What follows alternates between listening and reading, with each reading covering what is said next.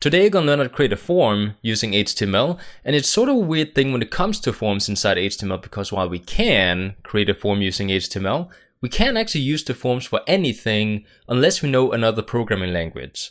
So just to sort of explain what I mean by that, let's actually go and pretend we have a website that has a contact form at the bottom, where you can write in your name, your email address, a message, and then you can click send email, and then it'll actually send an email to whoever has the website. Now, this is an example of a form inside a website. Another example could be if we had a login system at the top of, let's say, YouTube or Facebook. Now, a login system was also created using forms by having a username input and a password input, and then a login button, which then submits the form and does something with the data inside the form. So when it comes to HTML and CSS, we can create the actual visible part of the form, so we can actually create the inputs and the buttons. But once it comes to doing something with the data that we typed into the form, we can't actually do anything with HTML and CSS. Now, just to give some examples of some programming languages you could use in order to actually do something with the data, we could use PHP, JavaScript, Python. There's a lot of languages out there. And you might be asking me, well, why should you learn how to create forms now instead of waiting until you actually need to learn another programming language? Well, I have a couple of arguments to why you should learn it now instead of waiting. The first reason being that it's very easy to go to Google or something and write how to create a HTML contact form or login system. And then you will have some kind of tutorial that shows you everything step by step. I, for example, have a tutorial on my channel on how to create a contact form or login system for even beginners to understand. And it's very easy just to sort of get the code and then copy paste it into your website and then get it working that way. So you can still do something with forms in HTML even though you don't know other programming languages. That's the way I did it when I learned HTML and CSS. That's the way most people do it. Now, my second argument for why you should learn it now is that once you do actually get to PHP or JavaScript or whatever language you might want to learn, these languages tend to have a lot to do with input, meaning that they have a lot to do with forms in HTML. So it's a really good idea to not handicap yourself going into these languages not knowing how to create a form, because you will need to learn it eventually. So why not just learn it now?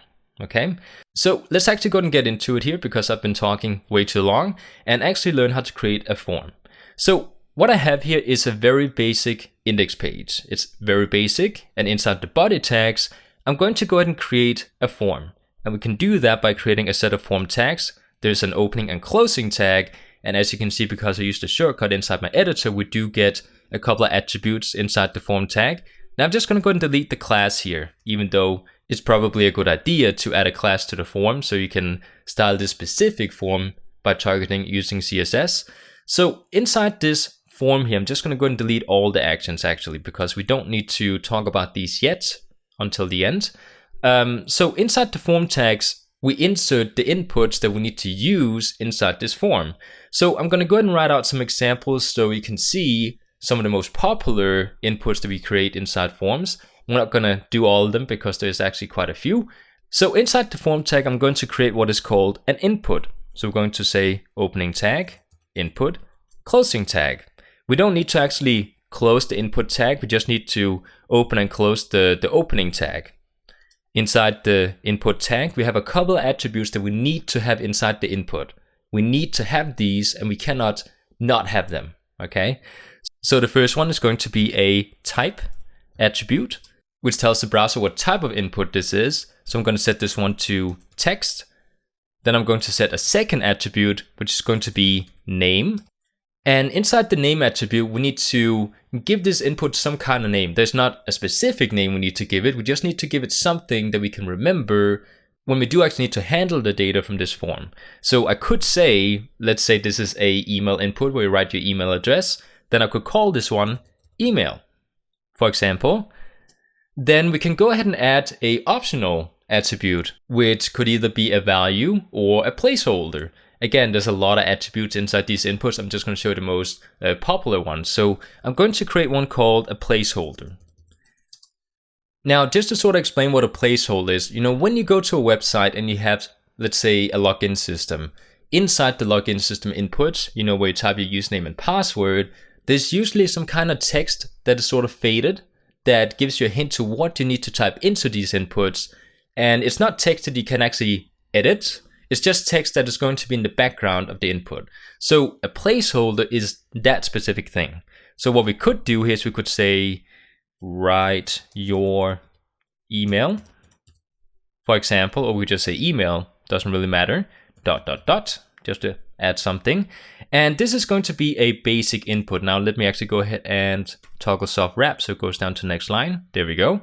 And what I'm going to do now is I'm just going to copy paste because I want to show you the second optional parameter we could use instead of placeholder, which is going to be something called value. So I'm going to change it to value. Now value is not a faded background text of this input. It's going to be actual text inserted inside this input here. So it will have a value as a default when we load the browser. Now, if I were to actually save and show you guys how this looks like so you can actually see what I'm talking about, you guys can see we have a couple of inputs. In the first one, we have this sort of background color that's faded, where when I click it, we can write something and then the background goes away. And that's the placeholder. Now the second one here does actually have text inside of it that we can edit. So we do have a value in here as a default. Now the second input that I want to talk about, at least the second type of input, is something called a radio. So I'm going to just copy paste the input from up here with the placeholder, paste it in, and I'm going to change the type to radio.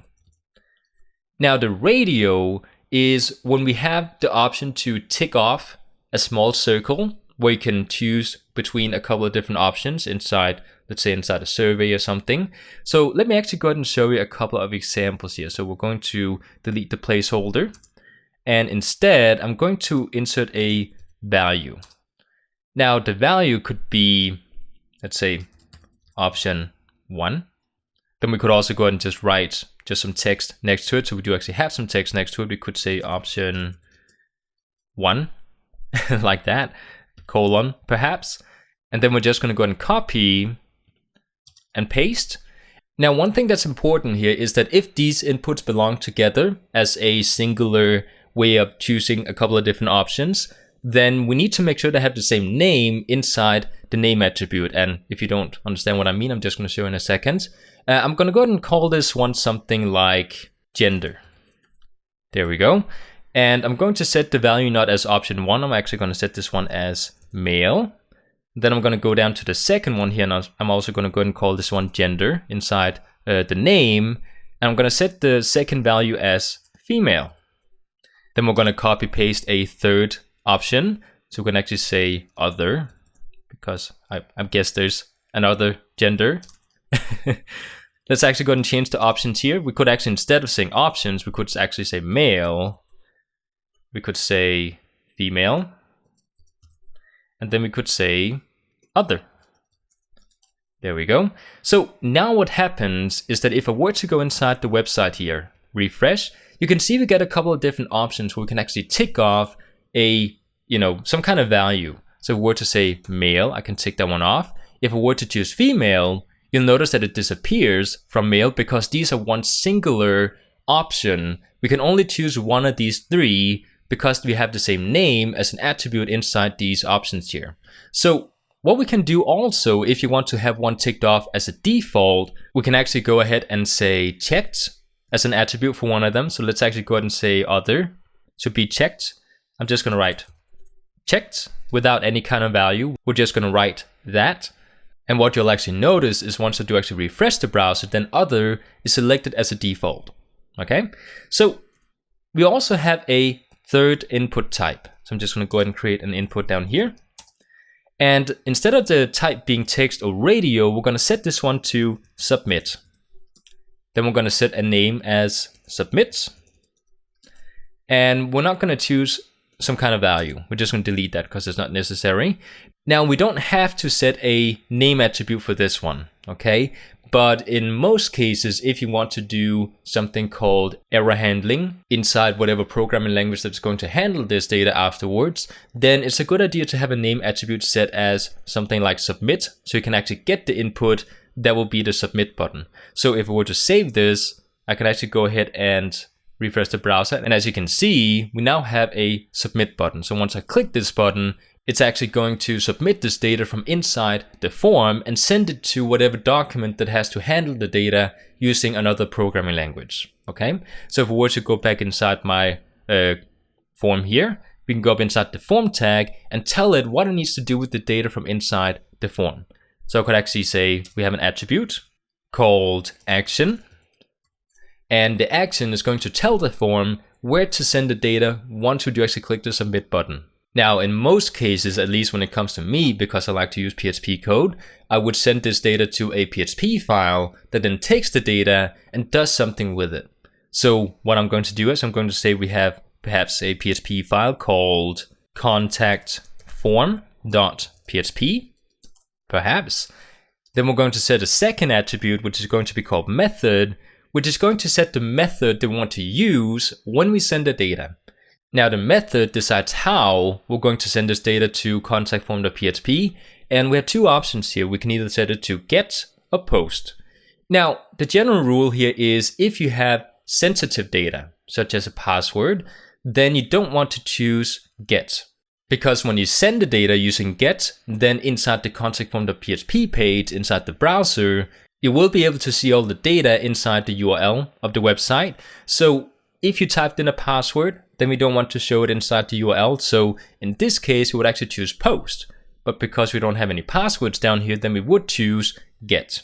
Okay.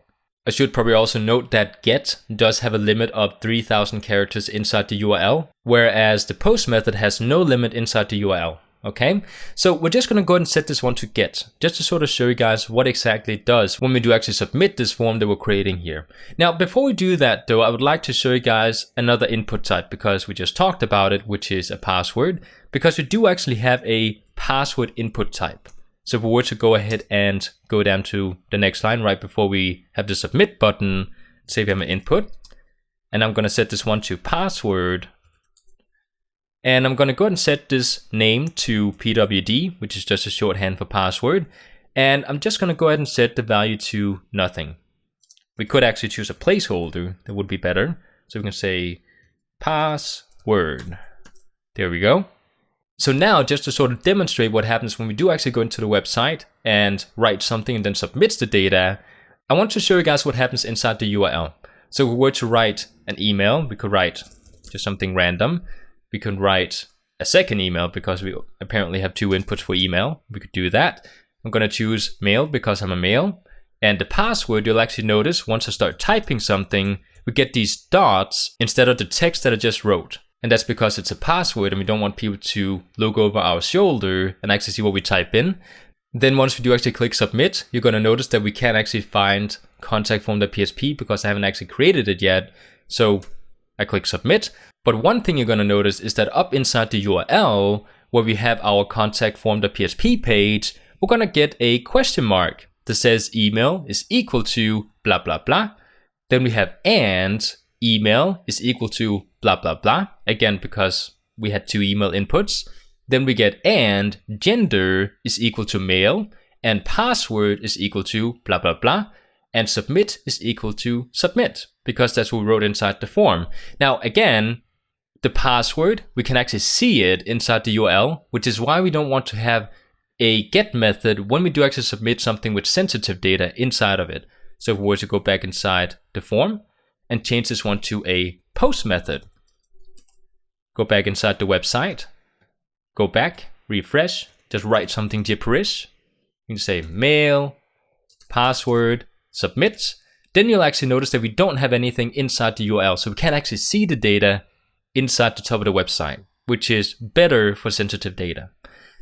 Now, I do actually have 3 more HTML tags that I want to show you guys. So right before the input that submits the form, I'm going to insert a text area. If I can actually spell that, there we go. And this one does actually have a opening and closing tag, like so.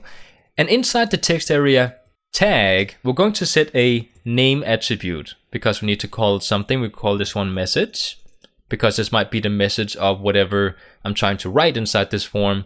And as you may notice, we did not include a type because as a default, a text area is going to be a text type. So we don't need to set a type attribute inside the text area. I do want to set a placeholder because we can do that. I'm going to set this one to write a message or something.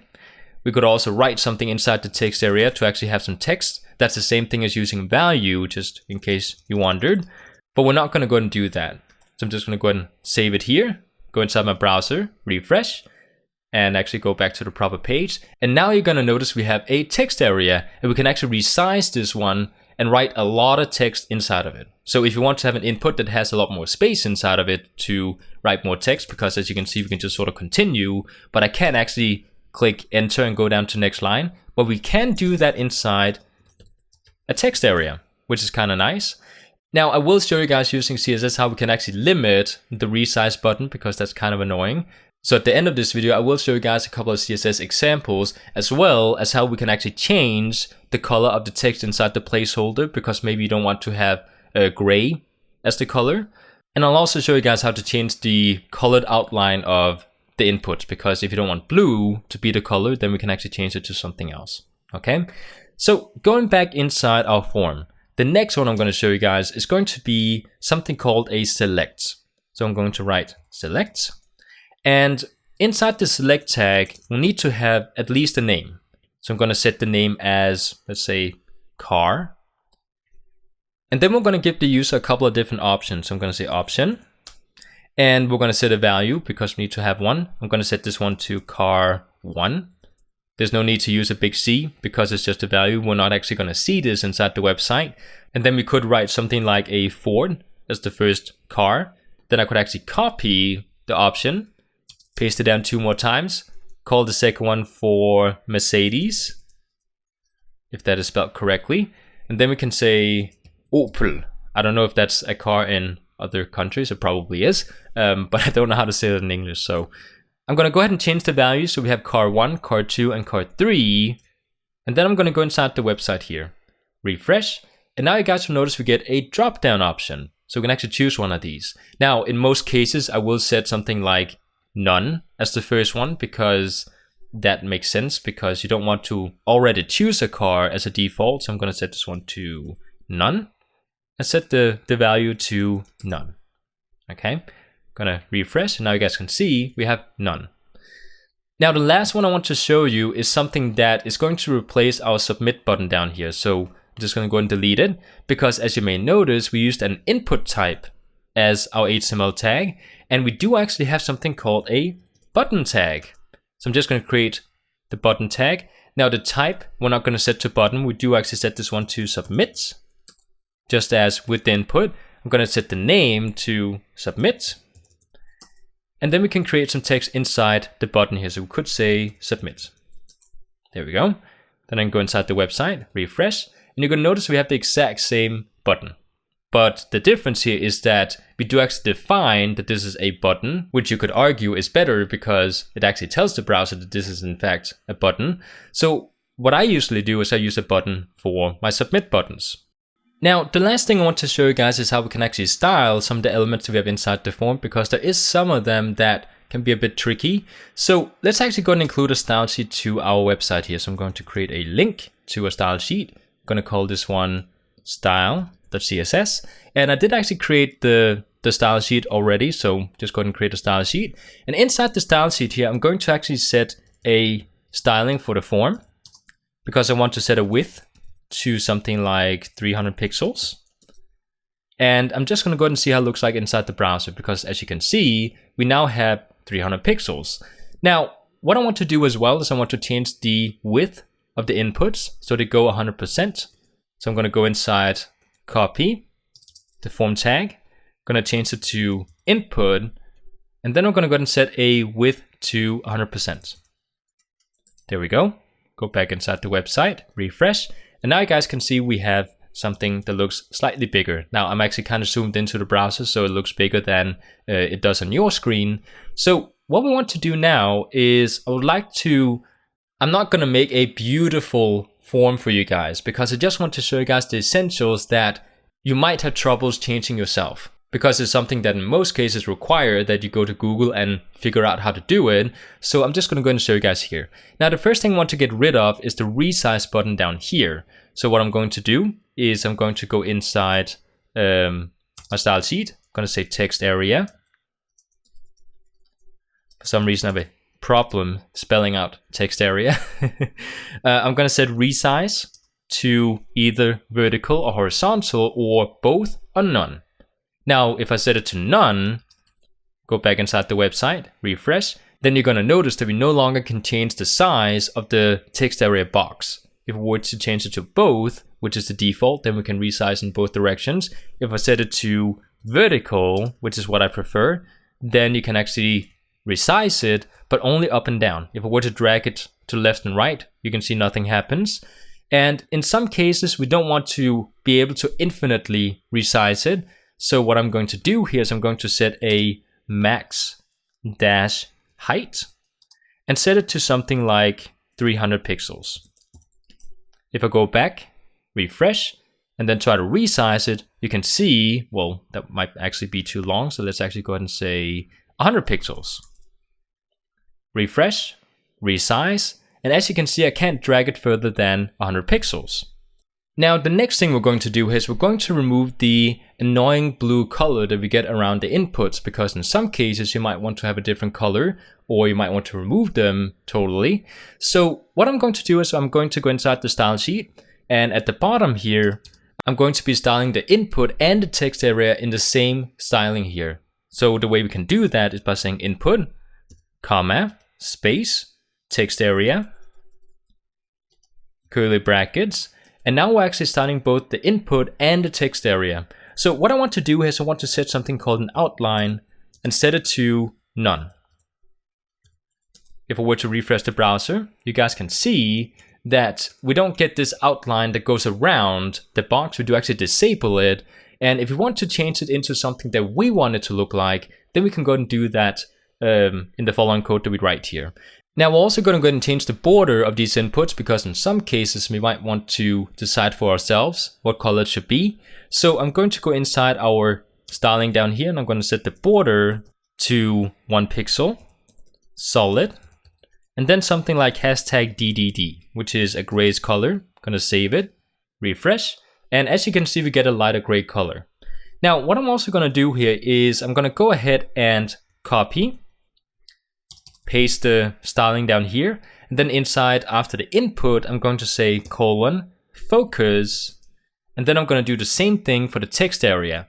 So right now what we're saying is that once we actually click on these inputs and we focus on them, then we need to change something. Now if you're fine with the fact that nothing happens when you click on these inputs, then you're done. But in my case here, I might want to change it into some kind of red color that goes around it instead of blue. So what we can do here is I'm going to just leave the border as is, and I'm going to go ahead and set something called a box shadow. Now what we need to define here, because we haven't actually talked about box shadow before, is a X and Y axis, meaning that if you want the shadow to go downwards, then we need to set a Y value to something, and then if we want it to go sideways, we need to set an X value. So I'm going to set this one to 0 for the X axis, and then 0 for the Y axis, because I don't want it to go down or sideways. And then we're going to set a blur value. So I'm going to set this one to something like 4 pixels.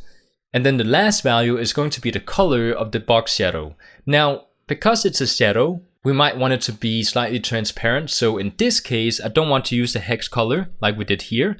So instead, I'm going to use RGBA, which means red, green, blue, alpha, meaning that we can also set a alpha value, which is transparency. And what I'm going to do is I'm going to set it to 255, 0, 0, and then the alpha value, which is going to be half, so 0.5.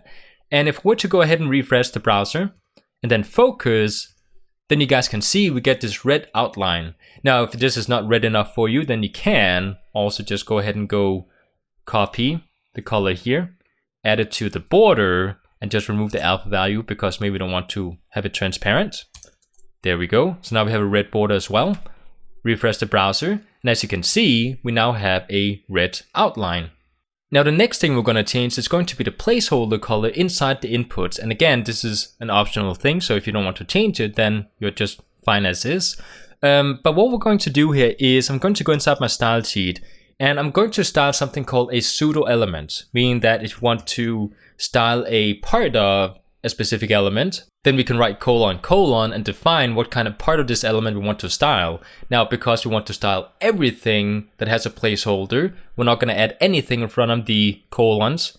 If we wanted to just style the inputs, then we could write input colon, but we're going to go and style everything that has a placeholder. So I'm going to say colon placeholder, and then we're going to say curly brackets, and inside of here we're going to say that we want to change the color to something like red, just to test it out. And then we can also set a opacity to 1. Now this next part here is going to be something we haven't talked about yet, which is the fact that we do have different browsers out there. Now because Chrome and Microsoft Edge and Firefox are not the same, then in some cases we do need to have different stylings for each individual browser, which is quite annoying. But we need to do this. So what we just did here is we went ahead and styled all the major browsers, or at least some of them. The opacity we added in here is something we need to have in order to make this look the same inside Firefox as well. And if we want to apply this styling inside Internet Explorer or Microsoft Edge, then we do actually need to add some different styling to those specific browsers. So if we were to copy, paste, and then paste again, I'm going to go ahead and remove the first colon from inside the placeholder. Then I'm going to say dash ms dash input dash, which is going to style for Internet Explorer. Okay, and we only need to have the color in here. Then we're going to do the same thing. So I'm just going to go ahead and copy the path here for the second one down here. But in this example, we do need to have 2 colons in front of it, which means that we're going to style for Microsoft Edge. Now in the future, we might have support for this, meaning that in the future, this could also in fact style Microsoft Edge or Internet Explorer. In fact, it could be that it actually does support today, I don't know.